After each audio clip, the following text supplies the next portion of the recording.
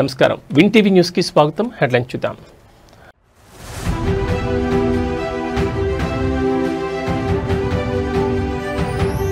విమానాల రద్దుపై ఇండిగో కొత్త ప్రకటన. సాయంత్రం లోపు 1500 విమానాలు నడుపుతామని వెల్లడి.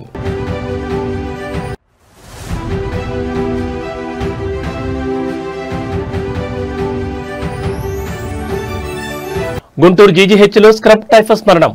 అప్రమత్తమైన వైద్య అధికారులు.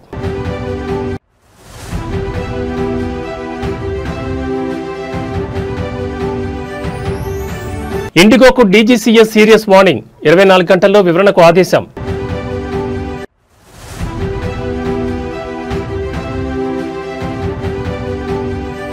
గోవా నైట్ క్లబ్లో ఘోర అగ్ని ప్రమాదం. 5గురు దుర్మరణం. ఇక డీటెయిల్స్ చూస్తే ఇండిగో సంక్షోభం కొనసాగుతోంది. ఈ రోజు కూడా 100కు పైగా విమాన సర్వీసులు రద్దయ్యాయి. ప్రయాణికులు తీవ్ర ఇబ్బందులు ఎదుర్కొన్నారు. ఈ నేపథ్యంలోనే ఇండిగో సంస్థ ప్రయాణికులకు గుడ్ న్యూస్ చెప్పింది. ఒక కీలక ప్రకటన చేసింది. సాయంత్రం లోపు 1500 విమానాలు నడుపుతామని ప్రకటించింది. 90% నెట్వర్క్ కనెక్టివిటీని పునరుద్ధరించామని చెప్పింది. 135 ఎయిర్పోర్టులో తమ కార్యకలాపాలు కొనసాగుతాయని వెల్లడించింది. ఇబ్బందులు ఎదుర్కొన్న ప్రయాణికులకు మళ్లీ క్షమాపణ చెప్పింది. ప్రయాణికుల విశ్వాసాన్ని తిరిగి పొందేందుకు ప్రయత్నిస్తున్నామని తెలిపింది. శంషాబాద్ ఎయిర్పోర్టుకు రావాల్సిన 70 ఇండిగో విమానాలు రద్దయ్యాయి. శంషాబాద్ ఎయిర్పోర్ట్ నుండి వివిధ ప్రాంతాలకు వెళ్లాల్సిన మరో 74 ఇండిగో విమానాలను ఎయిర్లైన్స్ అధికారులు రద్దు చేశారు. మొత్తం 144 విమానాలు రద్దు చేసినట్టు ఎయిర్లైన్స్ అధికారులు ప్రకటించారు. శంషాబాద్ ఎయిర్పోర్ట్ ఇండిగో కౌంటర్ వద్ద ప్రయాణికులు పడిగాపులు ఇంకా కొనసాగుతున్నాయి. టికెట్ క్యాన్సిల్ అయిన ప్రయాణికులకు ఇండిగో ఎయిర్లైన్స్ అమౌంట్ రిఫండ్ చేస్తోంది. మరికొంతమంది ప్రయాణికులను ఇతర విమానాలు సర్దుబాటు చేస్తోంది. కాగా ఇండిగో సంక్షోభం దృష్ట్యా ప్రయాణికులకు ప్రత్యామ్నాయ ఏర్పాట్లు కొనసాగుతున్నాయి. స్పైస్ జెట్ 100 అదనపు విమానాలు నడుపుతోంది. ముంబై, ఢిల్లీ, పూణే, హైదరాబాద్కు ప్రత్యేక రైళ్లు నడుస్తున్నాయి. చెన్నై, బెంగళూరుతో పాటు విజయవాడ, రాజమండ్రి, కాకినాడ, విశాఖకు ప్రత్యేక బస్సులు నడుస్తున్నాయి. ప్రత్యామ్నాయ ఏర్పాట్లు ఇండిగో ప్రయాణికులకు ఊరటనివ్వడం లేదు. విమాన సర్వీసులు రద్దవడం కారణంగా నష్టపోయిన వారు తీవ్ర ఆగ్రహావేశాలకు గురవుతున్నారు.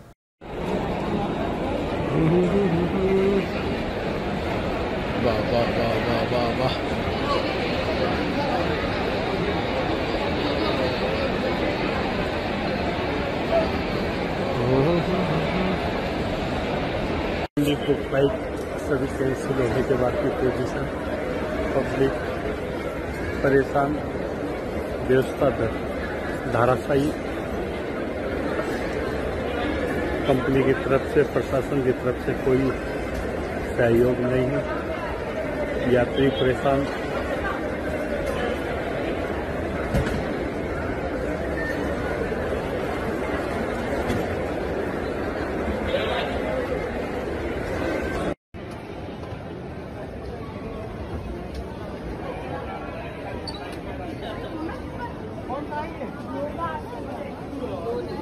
గుంటూరులోని జీజీహెచ్లో మరో స్క్రబ్ టైఫస్ మరణం వెలుగు చూసింది.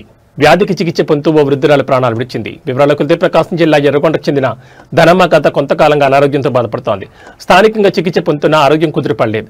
స్క్రాబ్ టైఫస్ గా అనుమానించి వైద్యులు ఆమెను గుంటూరులోని జీజీహెచ్కు తరలించారు. తీవ్ర జ్వరం, ఇతర అనారోగ్య లక్షణాలతో ఆమెను జీజీహెచ్కు తీసుకురాగా చికిత్స పొందుతూ మరణించినట్లు సమాచారం. ఈ మరణం స్థానికుల్లో ముఖ్యంగా వ్యవసాయ పనులు చేసే వారిలో ఆందోళన కలిగిస్తోంది. ఇది చిన్న నల్లి పురుగు కాటు ద్వారా సంక్రమించే ప్రమాదకరమైన బ్యాక్టీరియా వ్యాధి కావడం వల్ల ఆందోళన మరింత పెరుగుతోంది. స్క్రబ్ టైఫస్ కేసుల పెరుగుదలను దృష్టిలో ఉంచుకుని ప్రభుత్వం అప్రమత్తమైంది. గుంటూరు జీజీహెచ్లో వైద్యం అందించేందుకు ప్రత్యేక ఏర్పాట్లను చేసింది. స్క్రబ్ టైఫస్ వ్యాధి బారిన పడిన వారికి మెరుగైన చికిత్స అందించేందుకు ఆసుపత్రిలో ప్రత్యేక వార్డును ఏర్పాటు చేసినట్లు సూపరింటెండెంట్ డాక్టర్ ఎస్ఎస్వి రమణ తెలిపారు. ప్రస్తుతం పల్నాడు, బాపట్ల జిల్లా నుంచి కూడా ఈ వ్యాధి లక్షణాలతో బాధితులు జీజీహెచ్కు వస్తున్నట్లు పేర్కొన్నారు. వారికి తక్షణ సమర్థవంతమైన వైద్య సేవలు అందిస్తున్నట్లు వివరించారు. వ్యాధిని గుర్తించడానికి రక్త పరీక్షలు చేస్తున్నారు. ప్రాథమిక దశలోనే గుర్తిస్తే డాక్సీసైక్లిన్ వంటి యాంటీబయోటిక్స్ తో సులభంగా నయం చేయొచ్చని వైద్యులు చెబుతున్నారు. తీవ్రమైన కేసులలో అవయవాల వైఫల్యం, కాలేయం, ఊపిరితిత్తులు, కిడ్నీలు, మెదడు వంటి సమస్యలు రాకుండా ఉండేందుకు ప్రత్యేక చికిత్స అందిస్తున్నట్లు వైద్యులు పేర్కొంటున్నారు.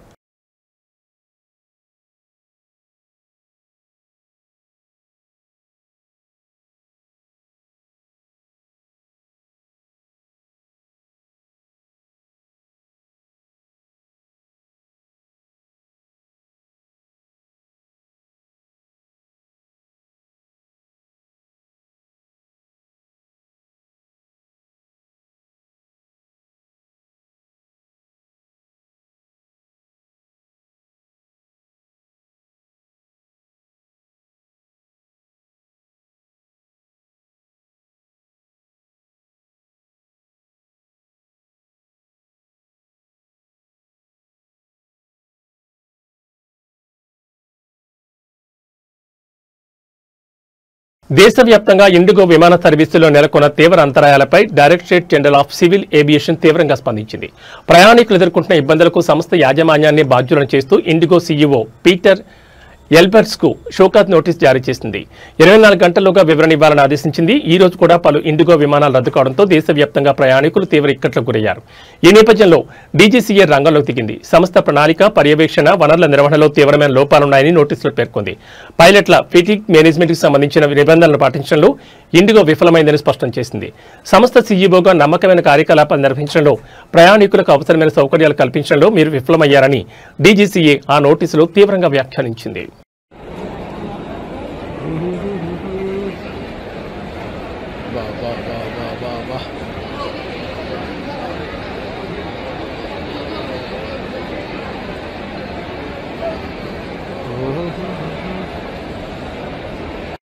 फ्लाइट सर्विस कैंसिल होने के बाद की पोजीशन, पब्लिक परेशान, व्यवस्था धाराशायी, कंपनी की तरफ से, प्रशासन की तरफ से कोई सहयोग नहीं है, यात्री परेशान।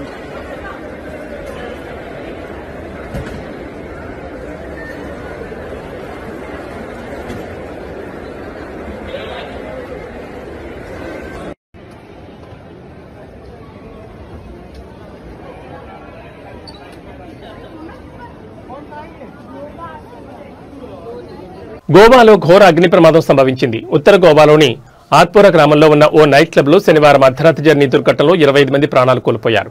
వంటగదిలో సిలిండర్ పేలడంతో మంటలు వేగంగా వ్యాపించినట్లు అధికారులు ప్రాథమికంగా నిర్ధారించారు. రాజధాని పనాజీకి 25 కిలోమీటర్ల దూరంలో ఉన్న బర్చ్ బై రోమియో లేన్ అనే నైట్ క్లబ్ లో ఈ ప్రమాదం జరిగింది. మృతుల్లో 4 పర్యాటకులుండగా మిగిలిన వారంతా క్లబ్ సిబ్బందని ముఖ్యమంత్రి ప్రమోద్ సావంత్ తెలిపారు. మృతుల్లో 3 మహిళలు కూడా ఉన్నారు. 3 వ్యక్తులు మంటల్లో సజీవదహనం కాగా 20 మంది పొగాకు ఊపిరాడక చనిపోయారని పోలీసులు వెల్లడించారు. ప్రమాద వార్త తెలియగానే ముఖ్యమంత్రి ప్రమోద్ సావంత్ స్థానిక ఎమ్మెల్యే మైకేల్ లోబోతో కలిసి ఘటనా స్థలానికి చేరుకుని సహాయక చర్యలను పర్యవేక్షించారు. ఈ దుర్ఘటనపై సీఎం తీవ్ర దిగ్భ్రాంతిని వ్యక్తం చేశారు. ఘటనపై ఉన్నత స్థాయి విచారణకు ఆదేశించినట్లు ప్రకటించారు.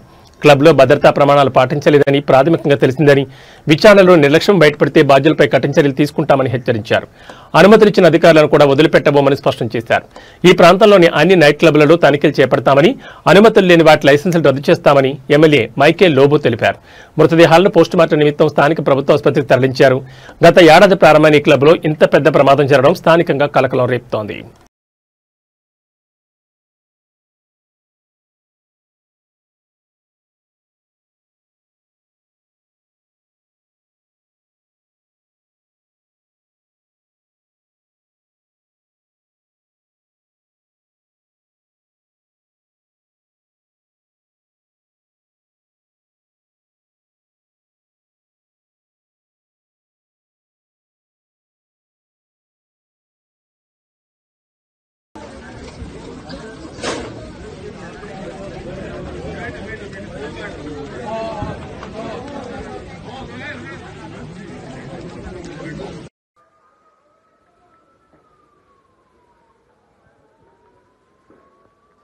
వర్ధన్నపేట కాంగ్రెస్ ఎమ్మెల్యే కేఆర్ నాగరాజ్ నియోజకవర్గంలో కొన్ని కీలక పరిణామాలు చోటు చేసుకున్నాయి. పర్వతగిరి మండలం ఏనుగల్ గ్రామంలో బీఆర్ఎస్ పార్టీకి సంబంధించిన ప్రచార రథాన్ని పోలీసులు అడ్డుకున్నట్లు తీవ్ర ఆరోపణలు వెలువడుతున్నాయి.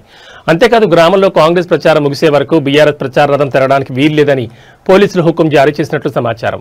ఈ సందర్భంగా ప్రచార రథం డ్రైవర్ను కూడా పోలీసులు వేధించినట్టు తెలుస్తోంది. ఇదంతా కాంగ్రెస్ నాయకులు, పోలీసుల అత్యుత్సాహం ఫలితమేనని ప్రత్యర్థులు విమర్శిస్తున్నారు. మరోవైపు పర్వతగిరి మండలం మాల్యా తాండాలో కాంగ్రెస్ నాయకులు ఏకంగా వ్యవసాయ మార్కెట్లో ప్రచారం నిర్వహించి ఎన్నికల కోడ్ను ఉల్లంఘించారన్న ఆరోపణలు ఉన్నాయి. ఈ తరహా ఘర్షణలు చోటు చేసుకుంటున్నా నిష్పక్షపాతంగా వ్యవహరించాల్సిన ఎన్నికల అధికారులు మాత్రం జాడ పత్తా లేకుండా వ్యవహరించడంపై విమర్శలు వెల్లువెత్తుతున్నాయి.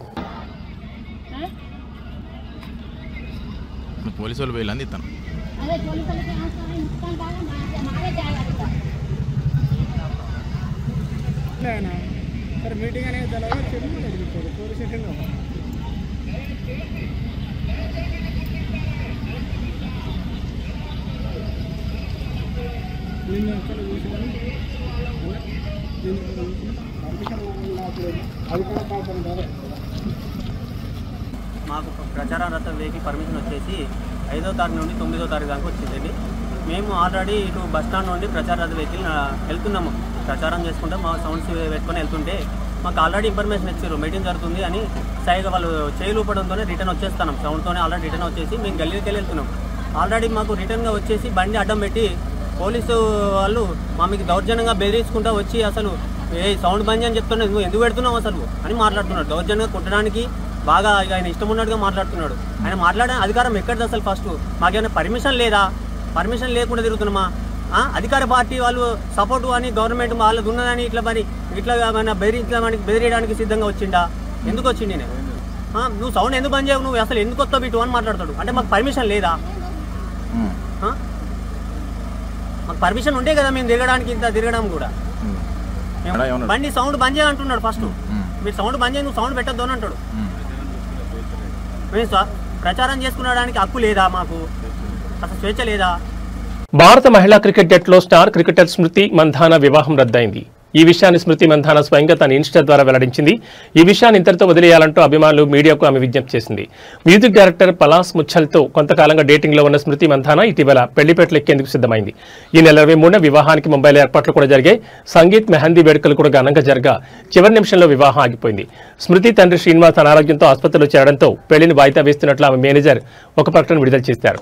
అయితే శ్రీనివాస్ మంధాన కోలుకుని ఆసుపత్రి నుంచి ఇంటికి చేరుకున్న తర్వాత కూడా వివాహానికి సంబంధించి ఎలాంటి ప్రకటన వెలువడలేదు. దీంతో స్మృతి పలాస్ల వివాహం రద్దయినట్లేనని ప్రచారం జరిగింది. ఎంగేజ్మెంట్ ప్రపోజల్, హల్దీ, మెహందీ వేడుకలకు సంబంధించిన వీడియోలు స్మృతి తన సోషల్ మీడియా ఖాతాలోంచి తొలగించడంతో ఈ ప్రచారానికి ఊతమిచ్చింది. అయితే ఈ వార్తలపై ఇటు స్మృతి కానీ అటు పలాస్ కానీ స్పందించలేదు. పలాస్ కుటుంబం మాత్రం వివాహం జరుగుతుందని ఆశాభావం వ్యక్తం చేశారు.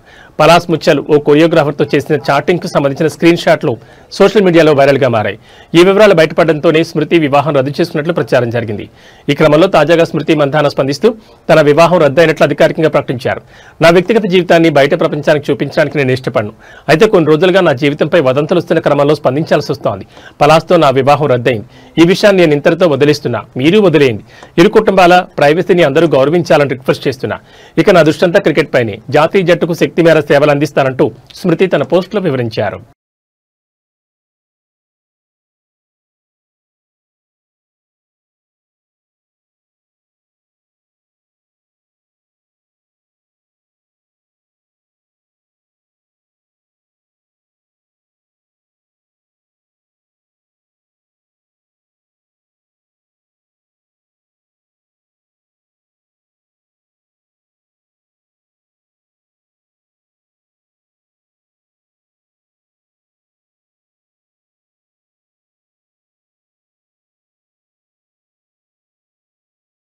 Team India star batter Virat Kohli ఈ రోజు విశాఖపట్నంలోని ప్రముఖ పుణ్యక్షేత్రమైన సింహాచలం శ్రీ వరాహ లక్ష్మీ నరసింహస్వామి దర్శించుకున్నారు.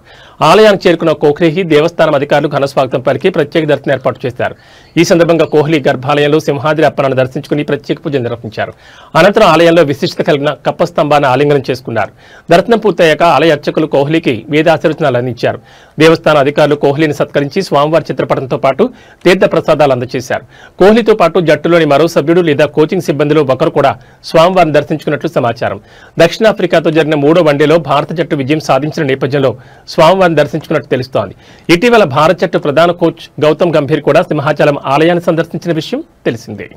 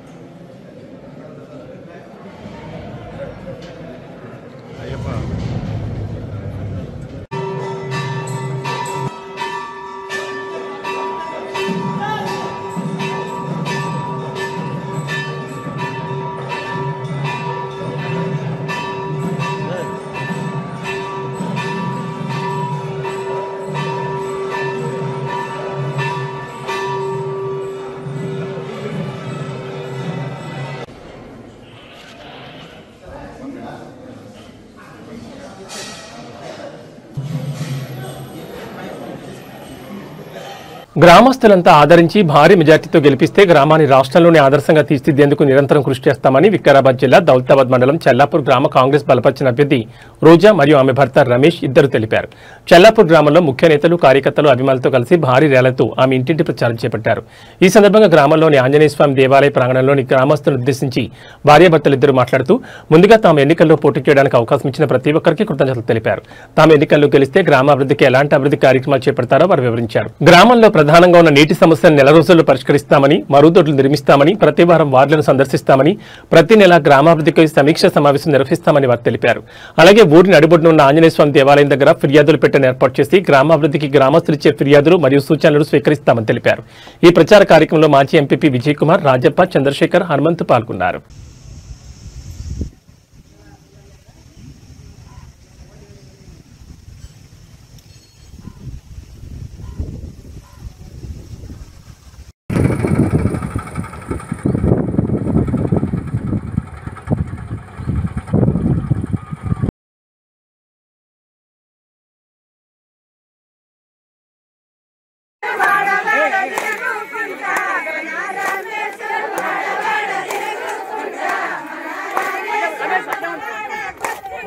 మొత్తం రాజు ఈ వీడియో చూస్తేనే భయపడాలి.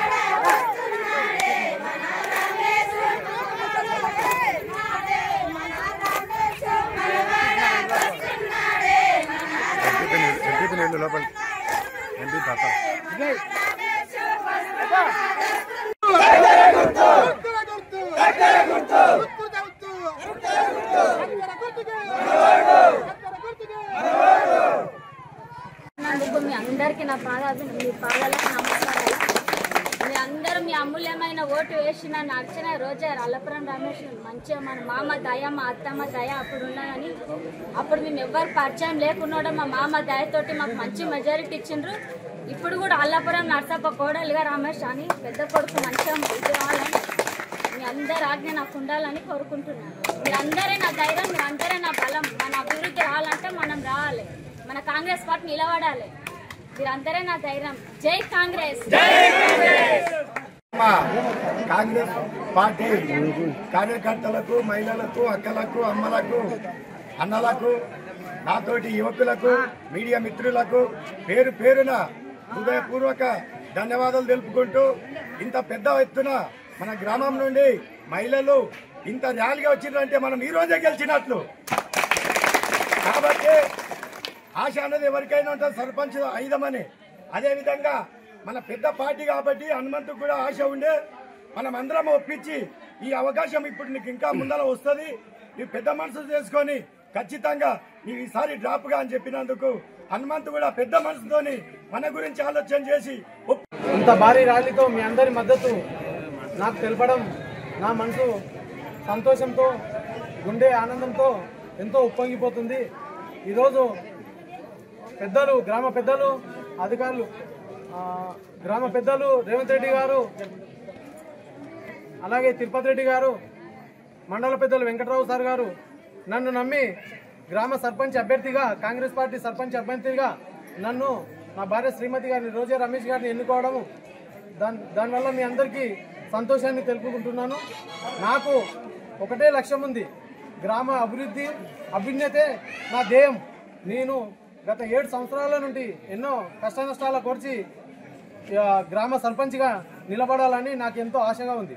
ఎందుకంటే గతంలో నాకు కోడ్తో నేను చాలా నష్టపోయినా. ఎందుకంటే ఆ రోజు నాకు ఇంత జనాల మద్దతు ఉందనేది కూడా నాకు తెలియదు. ఇంత ప్రేమాభిమానాలు మీ అందరూ ఉన్నాయనే ఉద్దేశం కూడా నాకు లేదు. ఆ రోజు అంత అభిమానం చూపించడంతో నా ఊరికి నేను ఏదో చేయాలి, ఏదో అభివృద్ధి చేయాలి, ఖచ్చితంగా నా ఊరిని 10 మందిలో చూపించాలి, ఈ ఊరు ఇంత గొప్పగా ఉంది అని చెప్పేసి 10 మందిలో మండల స్థాయిలో కానీ, తాలూకా స్థాయిలో కానీ, రాష్ట్ర స్థాయిలో చూపించాలనేదే నా యొక్క లక్ష్యంగా ఆ రోజే నిర్దేశించుకున్నాను. కాబట్టి ఈరోజు ఎంత ఇబ్బంది అయినా కూడా సర్పంచ్గా ఈరోజు వీళ్ళందరూ నన్ను సర్పంచ్ అభ్యర్థిగా ఈరోజు నన్ను ఎన్నుకున్నందుకు నేను వాళ్ళందరికీ సంతోషంగా ధన్యవాదాలు తెలుపుకుంటున్నాను. ఇవి బులెటిన్ విశేషాలు. మరో బులెటిన్లో మళ్ళీ కలుసుకుందాం. నమస్కారం.